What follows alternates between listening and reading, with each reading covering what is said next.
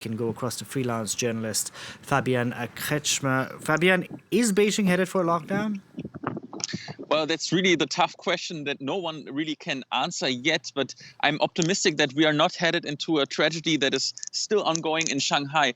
Right now, what's happening, as you mentioned, the mass tests behind me, you can see one of those test centers where thousands are tested each, and they are clustered all around the city. So far, around 120 cases have been detected. That's not really much, but just a neighbor town east of Beijing went under full lockdown, 1 million people for one positive case. It gives you an idea how sensitive it is. And at some point, you reach a point of no return where a citywide lockdown is inevitable because they will stick here to the zero COVID approach. But right now, we already see several residential compounds, and that's 10,000 people living in each have been sealed off. So there is already a small lockdown. The question is only how extensive it will be and how long it will last. And are people stockpiling food and groceries in case there is a lockdown? Because that is one of the things we've noticed in Shanghai, where people have been simply running out of food because they didn't know a lockdown would last as long as it has.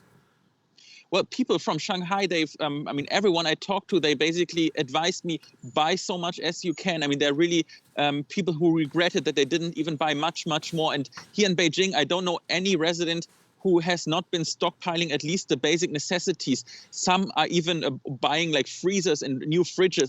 This is what you can see in the street, that people buy like new ways of storing more food. I think that's actually a wise decision because nobody can rule out that there will be a citywide lockdown. And in that case, you have 20 million people here who somehow have to be supplied. That's really logistical a nightmare. So better stockpile food. And there are also other precautions we take. Basically, we don't gather in large groups anymore, and also the first restaurants are getting closed, so the atmosphere is quite tense right now.